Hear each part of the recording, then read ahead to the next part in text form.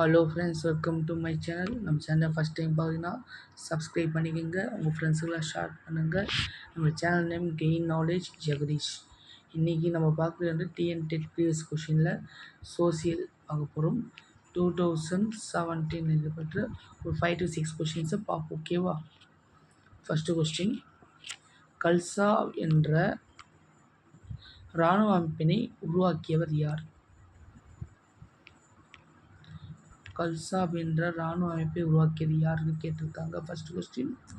இதுக்கான ஆன்சர் பார்த்தீங்கன்னா சீக்கிய மதத்துடைய இந்த கல்சாப் என்ற சீக்கியருடைய இராணுவ கதை. ஓகேவா?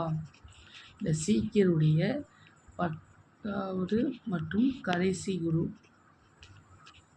கடைசி குருவான பேர் என்ன? குரு கோவிந்த்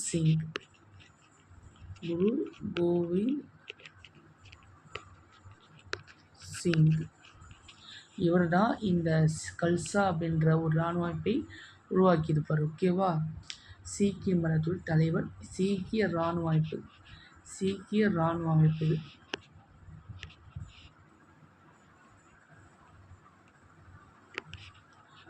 ஓகே, நெக்ஸ்ட் கொஸ்டின்.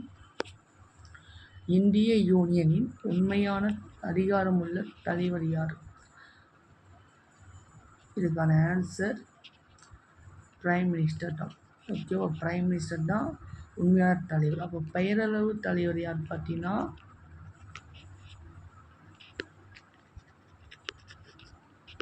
யார்? பிரசிடென்ட். ஓகேவா? குடியரசுத் தலைவர்.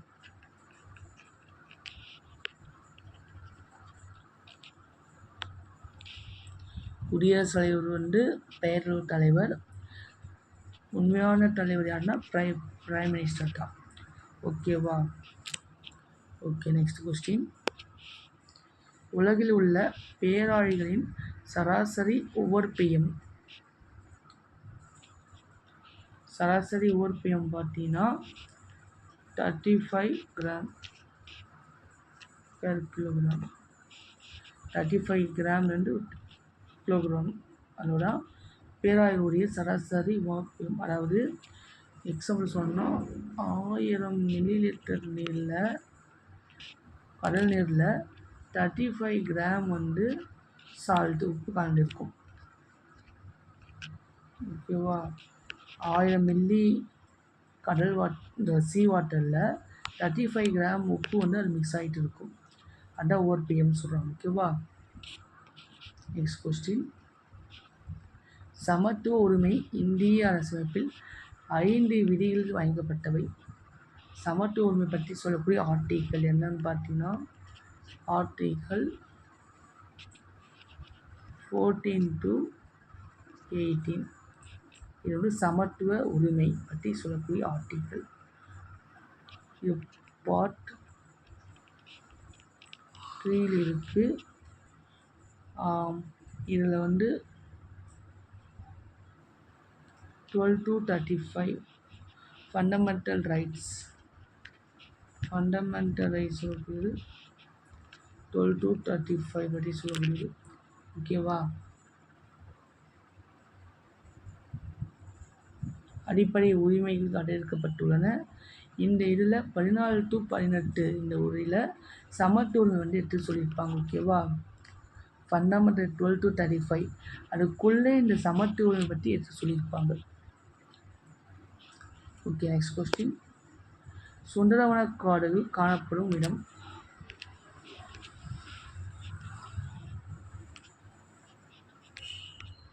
சுந்தரவன காடுகள் எங்கே இருக்குது பார்த்தீங்கன்னா வெஸ்ட் பெங்கால், மேற்கு வங்காளம். இந்த பிளேஸில் தான் அதிகமான அளவில் இது காணப்படும். கங்கா ரிவர் பக்கத்தில், கங்கா நியர்பை பிளேஸில் வங்கக்கடலில் இது கலக்கும். ஓகேவா? வங்கக்கடலில் கலக்கும். முகத்துவார பகுதி ஃபுல்லாகவே முகத்துவார பகுதி ஃபுல்லாகவே இந்த பிளேஸ் தான். அதே தமிழ்நாட்டில் எங்கே இருக்குன்னா வேதாரண்யம், பிச்சாவரம் இந்த மாதிரி சொல்கிறாங்க. ஓகேவா? இது எல்லாமே என்ன காடுகள் இருக்குன்னா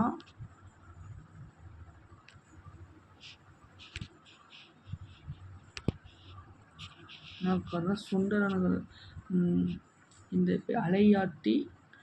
அலையாட்டி காடுகள் இருக்குது. ஓகேவா? நெக்ஸ்ட் கொஸ்டின், ரிக்வேத கால நாணயத்தின் பெயர் 6th ஸ்டாண்டர்ட் இது கொடுத்துருக்காங்க. Very important. இதுக்கு பேர் நிஸ்கா அப்படின்றது தான் என்னுடைய ரிக்வேத காலத்து கோல்டு காயினுக்கான நேம்.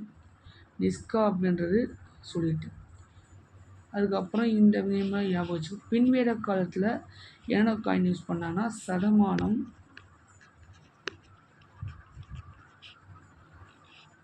கிருஷ்ணாலம்,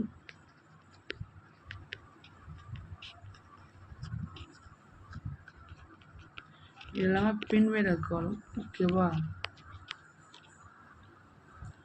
நெக்ஸ்ட்டு டாம் அப்படின்றது ஷெர்ஷா சூரியுடைய அறிமுகப்பட்ட காயின்ஸ்.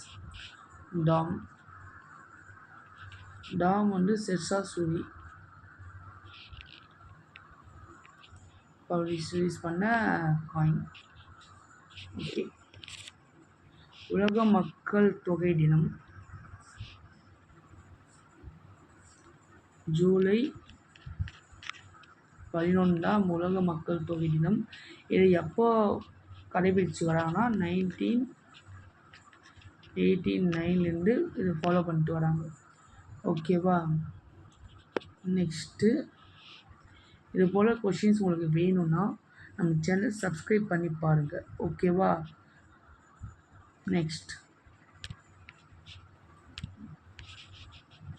இதோட கொஷின் கண்டினியூஷனாக நான் ரைட் பண்ணிடுறேன். பனியாறுகள்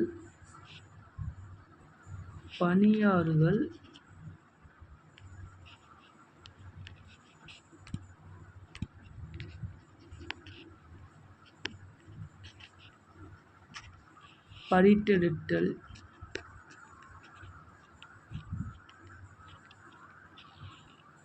செயலினால் உருவாக்கும் நாற்காலி போன்ற அமைப்பு கொண்டிருக்கும் நிலத்தோற்றம். இந்த மாதிரி ஒரு ஷேப்பில் ஒரு நிலத்தோற்றம் இருக்குது. அதுக்கான நேம் என்னன்னு பார்த்தீங்கன்னா சர்க்.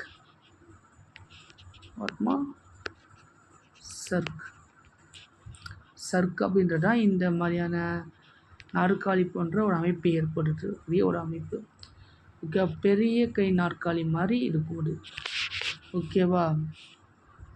ஓகே ஃப்ரெண்ட்ஸ், இது போல் வீடியோ உங்களுக்கு வேணும்னா நம்ம சேனலை ஃபாலோ பண்ணிக்கோங்க. தேங்க்யூ.